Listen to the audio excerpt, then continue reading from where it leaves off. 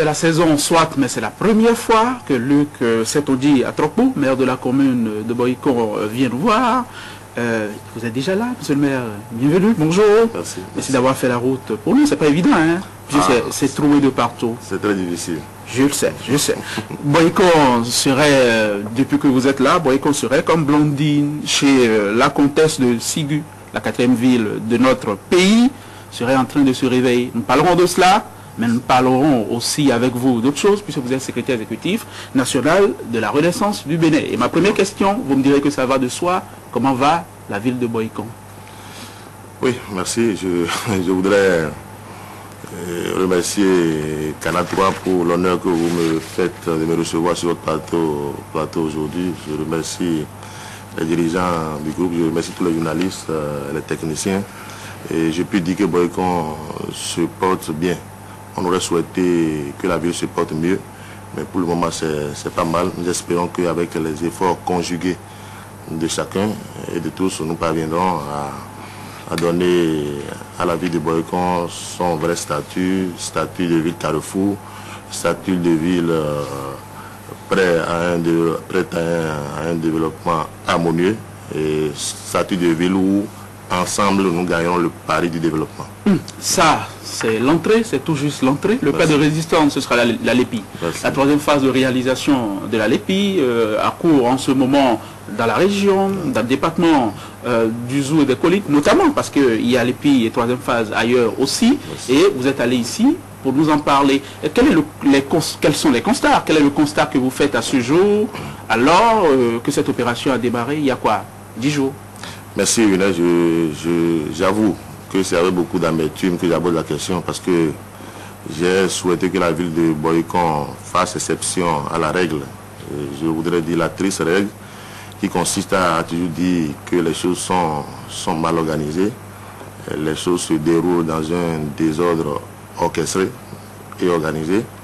Je ne sais pas si c'est savamment ou pas. Et j'ai voulu m'y mettre afin qu'au dernier jour de la troisième phase, nous puissions dire à Boycon à faire exception à la règle. Vous voulez hurler au loup? Malheureusement, je me rends à l'évidence que ce n'est pas possible. Oui. Tenez déjà au début, oui. Je me suis impliqué personnellement, c'est-à-dire en invitant les groupes organisés, les chefs quartiers, les chefs d'arrondissement, vous êtes donné pour consigne de soutenir cette troisième phase, de faire sortir les gens, de gongonner, de faire les porte-à-porte, afin que cette phase à Boycon soit une réussite. Ça veut dire déjà que nous avons donné la preuve que nous voulons accompagner le mouvement. Et nous faisons tout ça là parce que nous espérons, comme je venais de le dire, que nous ferons exception à la règle. Et oui. 10 jours après... Quels sont les constats que vous faites 10 jours après? 10 jours après, le constat est alarmant. En dépit de la volonté des membres de CPS ou de Mirena, aller à Boycon sur place, en dépit de leur grande volonté, je le témoigne, à travailler, et vous constatez que ce n'est pas possible parce qu'on dit que c'est la condition qui détermine la conscience. D'abord, nous avons des agents qui sont là, qui ont déjà travaillé à Cotonou et ailleurs, mais qui n'ont pas été payés.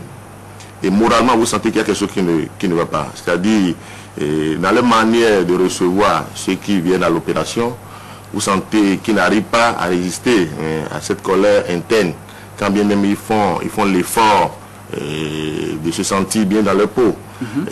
Au point où les gens sont tellement très mal reçus. Déjà, qu'il y a beaucoup de polémiques autour de la question, il faut quand même que toutes les fois que les gens se rendent au poste, ils puissent quand même avoir la joie d'aller remplir comment dire, se faire enrôler. Merci. Mais tel n'est pas le cas. Et plus grave encore, c'est que nous avons en face de nous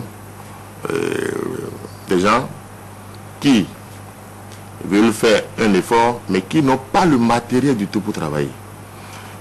Je voudrais que ce soit les chefs qui parlent pour qu'on ne se lance pas dans des polémiques inutiles. Parce que quand je finirai certainement, il y a des gens bien avertis qui diront « Ah non, c'est pas ça, il faut qu'on... » Je donne des chiffres.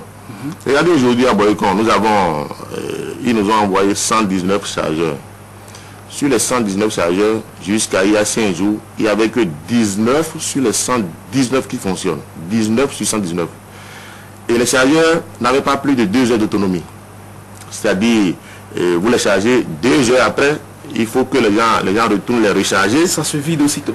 Et ça se vide aussitôt. Et ceux qui viennent sont obligés d'attendre 30 minutes, 1 heure. Mais ceux-là qui sont découragés repartent pour dire bon, on a quitté le boulot, on est juste venu le faire repartir parce qu'on a insisté, parce qu'on a fait des communiqués. Mais malheureusement, ils sont obligés de retourner.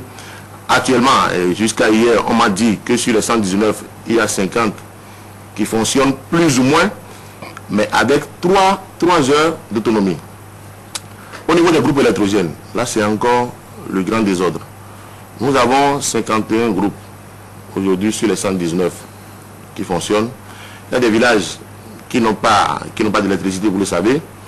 Il n'y a pas eu du tout de disposition prise pour que ces villages puissent participer à l'opération d'enroulement, au point où c'est les gens qui sont obligés d'aller négocier auprès de la population et pour qu'on leur branche ça par-ci, par-là. Ils se demandent finalement qui est-ce qui aura à payer ces engagements que nous prenons avec la population. Donc à ce niveau-là, il y a vraiment problème. Je voudrais résumer pour vous dire que ce soit au niveau des batteries, nous avons des batteries qui ne fonctionnent pas du tout, qui n'ont pas plus de 2 heures d'autonomie et qui font que les gens sont obligés d'attendre. Oui, mais quelle est la revue à mi-parcours à ce jour ou à la date d'hier? Combien chez vous, à Boycon, ont été enrôlés? Combien devraient l'être? Est-ce que, au regard des chiffres que vous avez obtenus, collectés, vous pourriez être optimiste? Ah oui, nous sommes très optimistes. On constate que la population veut de la chose. La population est sortie. Au début, nous avons fait une campagne. Et la population est massivement sortie. Tenez, aujourd'hui, nous avons déjà environ 30 808 personnes enrôlées sur les 113 203. Soit environ entre 25 et plus de 25% déjà de personnes enrôlées. Au bout de 10 jours. Au bout de 10 jours. C'est là que nous disons, mais les gens veulent le faire. Les gens ont la volonté. Maintenant, il n'y a pas de moyens. Je vous ai déjà dit qu'il y a beaucoup de problèmes par rapport au matériel qui est envoyé, mais on devait faire suivre ce matériel de technicien. Aujourd'hui, pour les 50 quartiers de Boycon, nous avons un seul technicien pour les 50 quartiers. Un seul. Avec ces problèmes-là, de batterie, de groupe et d'autres choses, d'imprimates, j'en passe, comment est-ce qu'un seul technicien peut travailler dans les 50 quartiers de Boycon? D'accord. Il y a une préparation. Il y a quelque chose qui ne va pas. Et je voudrais que les membres de Mérina, de CPS, les PIB, puissent réagir avant que ce ne soit tard, parce que nous sommes à quelques semaines de la fin et il sera difficilement acceptable qu'on vienne dire que le délai est terminé et que tout s'est bien passé à Boycon. Donc je tire sur la sonnette d'alarme tout de suite. Oui, mais est-ce que vous pensez que vous pourriez faire, que la CPS et la Mérina pourront tenir les délais dans la commune de Boycon et que en temps et en heure, les pétitionnaires de Boycon vont être tous enrôlés? Non, sans de tout ça, c'est non. Tout à fait, on devait 10 jours. Et on a fait en 10 jours ce qu'on aurait dû faire en 2 jours. Parce que le matériel ne fonctionnait pas du tout. Donc c'est déjà évident qu'au niveau de Boycon, on ne peut plus tenir dans le délai. Je crois que c'est encore temps. Quelque chose est encore faisable. Et si les membres de la CPS et de la Mérina réagissent très vite, ils peuvent encore parer au plus pressé et limiter les dégâts. C'est à cela que je les invite ce matin. Et dès ce matin, ils doivent constater qu'à Boycon, il y a quelque chose qui ne va pas. Ils doivent s'y rendre. C'est vrai, on m'a dit, aux dernières nouvelles, parce que je me renseigne très bien, on m'a dit qu'hier, ils sont descendus à Boumé pour rencontrer leurs représentants afin de faire un peu le point. Je veux bien croire que ce point qui a été fait, et fait là que déjà ce matin, nous sentirons certains changements dans ce qui se fait à Boycon. Oui, ça veut dire quoi? Ça veut dire que chez vous, en gros, il n'y a pas des oubliés. Il n'y a pas de très nombreux oubliés. Il y a certains maires qui avaient dénoncé cette situation-là dans leur commune, qu'elle s'était agi d'une autre région de notre pays. À Boycon, en gros, il n'y a que des problèmes matériels. Il n'y a que des problèmes d'organisation. J'ai dit au début que je ne voudrais pas être alarmiste. Il y a beaucoup de problèmes. Je n'ai pas envie de paraître celui-là qui est venu dénoncer juste. Je voudrais que les choses avancent. Aujourd'hui, je peux vous dire qu'il y a des conseillers, des membres de mon conseil, une bonne dizaine, qui sont allés me voir pour dire qu'ils n'ont pas retrouvé leur nom. Alors qu'ils ont fait les autres phases, ils ont tout fait, mais ils n'ont pas, jusqu'à aujourd'hui je vous parle, ils n'ont pas encore retrouvé leur nom. S'il y a sur 25 conseillers, une dizaine qui ne retrouvent pas leur nom, imaginez et ce que vit la population. Mais moi, ce que je souhaiterais, c'est que les choses avancent. Je voudrais que les responsables prennent les dispositions. Nous sommes prêts à les accompagner, à les aider, afin que cette troisième phase à Boycon soit une réussite. C'est le but du jeu, en effet. Mais est-ce que le maire s'est fait enrôler? Déjà? Oui. Pas encore. Je souhaite que les gens le fassent et que je sois le dernier à le faire, parce que je veux d'abord avoir l'assurance que tout le monde l'a fait. Oui.